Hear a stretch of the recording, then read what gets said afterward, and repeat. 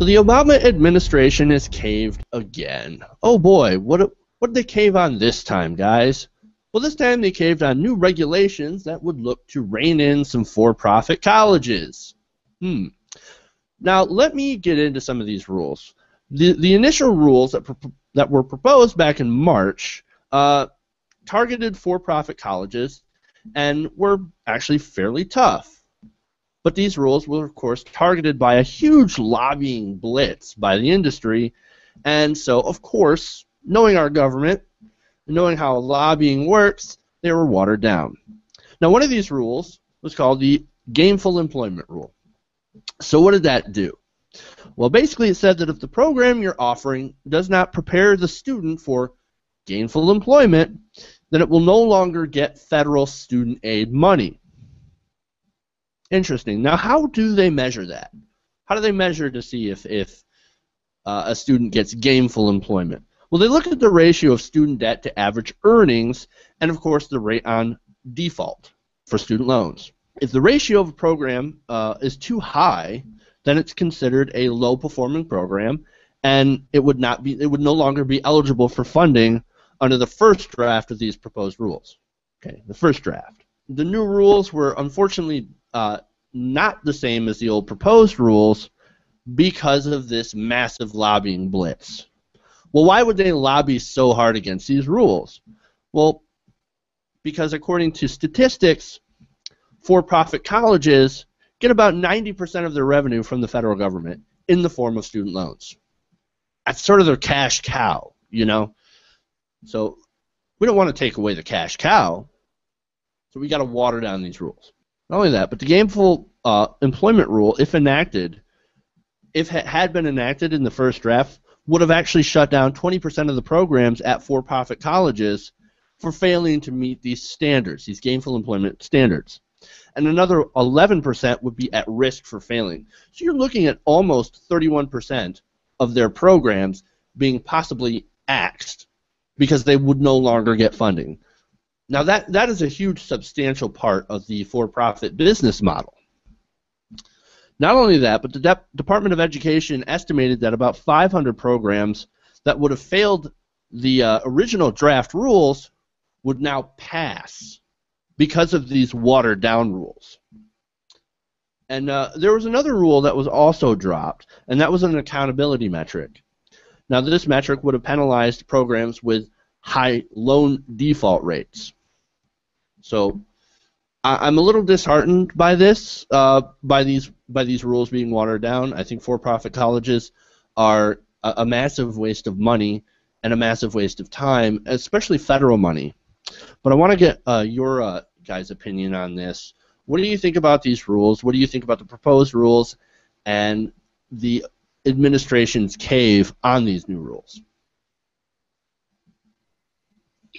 Well, it seems to me like the whole point to going to a college, any sort of college or educational place, is to get employment. If the place is failing you and not helping you get employment, yeah, they should be closed down because obviously they're scamming you, or B, they just really aren't teaching what they need to teach. They need to look at their program and be like, oh, well, it's not working this way, maybe we should try something else. I mean, I think for-profit colleges are the biggest scam out there, but hey, if you want to go to one, have at it, Hoss, like. But if it's not working and it's not helping you get a job, then what's the point of even going? You're just going to go into debt and not get a job to pay it off. And it's also the taxpayers getting into debt as well, because a lot of this money, 90% of this revenue comes from student loans paid for by the taxpayers. So it's not only wasting your money, putting you into debt, but it's putting you into debt and taking money from the taxpayers to do it. It's horrible. I don't know. I, as a young American, have come to the realization I'm never going to be out of debt. Like I have to pay for wars, I have to pay for medical for old people, I have to pay my own bills. I'm just going to be in debt forever. Well, that's kind of the reality of the young American these days. All right, Tom, what do you think? I'll comment on the bit with Obama and the Obama administration caving. Are we really surprised at this point? It's been 6 years of caving, capitulating, and giving Republicans targets, and easy targets. The main show did a story about what was it with the Social Security. This is a constant thing with them, and it doesn't surprise me. It's getting tired and old, and then they wonder, oh, well, why is there voter apathy? This is why there's voter apathy, and it's a continuous thing, and the Republicans do it too, but it's really disheartening when the Democrats do it because they're supposed to be the good guys. They're supposed to be better than that. And they time and time again prove in a lot of ways that they're not, and when they do stuff like this. All right, Sean? Okay, so I'm in college right now. I don't go to a for-profit college, and I'm actually like I'm like this rule is terrible, but it's not the root cause of like the for-profit college problem. The for-profit college problem comes from the fact that we give out all this aid and all these loans, and in fact, Barack Obama, more than any other person, because of what he did with student loans, making the interest rate lower, is the greatest advocate for for-profit colleges ever. Like the colleges are set up in a way that they always seem to charge exactly what you can borrow, which to Lucy's point is a huge gigantic scam. But this is really an effect of the government's giving out a lot of money, and there are people who are rent seekers that are doing what they can to masquerade as colleges in order to get that money.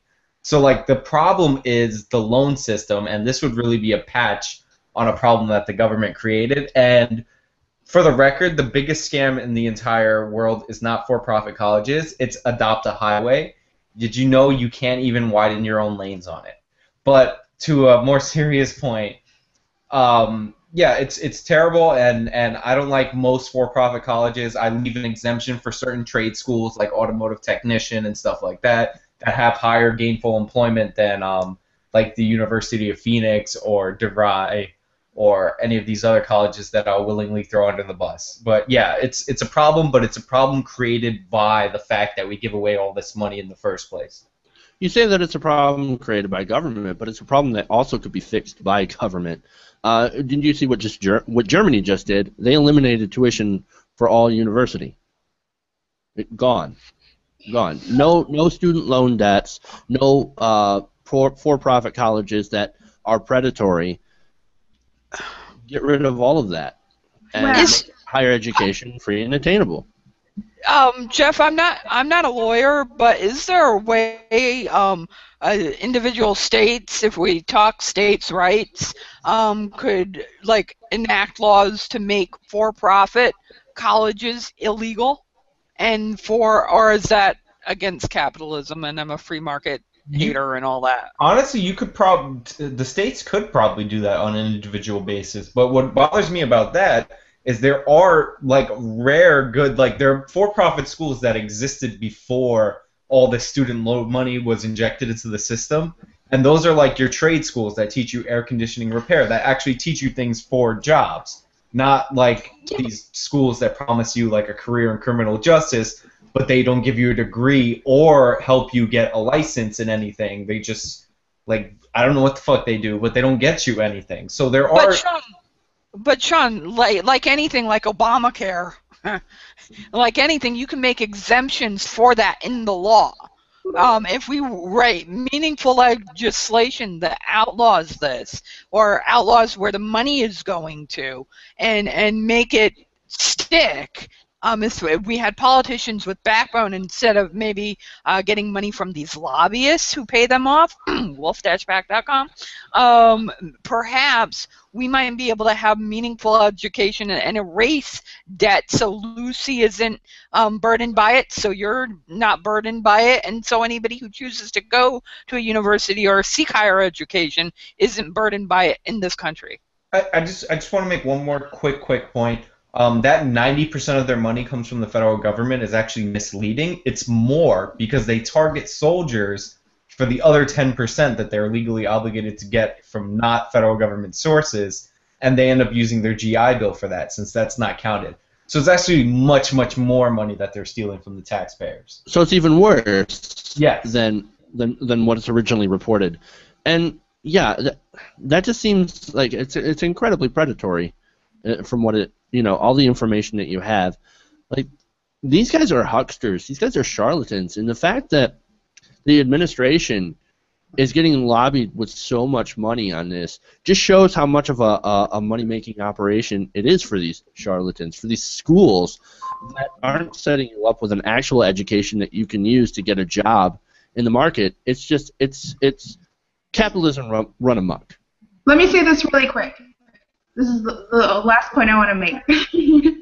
The only way to fix the problem caused by the government is for the government to get off its lazy ass and go ahead and start working for the people. But we're not going to see that until there's changes in financial backing. So, Wolf Dash Pack, it all starts with you.